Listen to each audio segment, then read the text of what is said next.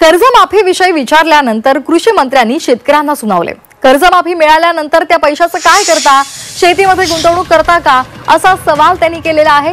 कर्जमाफीच्या पैशातून साखरपुडा आणि लग्न करता, असं शेतकऱ्यांना कृषी मंत्री माणिकराव कोकाटे यांनी सुनावलेलं आहे। नुकसानग्रस्त शेतीची पाहणी करताना कोकाटे तिकडे गेलेले होते आणि त्यावेळी शेतकऱ्यांनी प्रश्न विचारला असता कोकाटेंनी शेतकऱ्यांना अजब प्रश्न विचारलेले आहेत।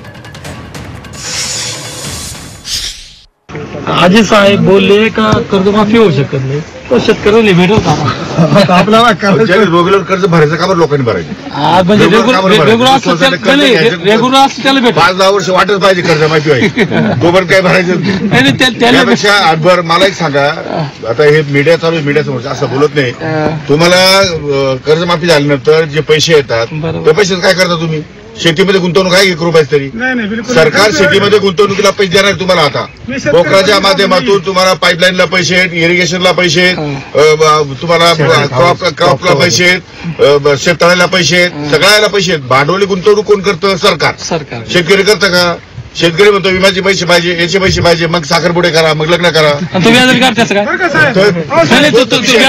पैसे घेत कसं काय?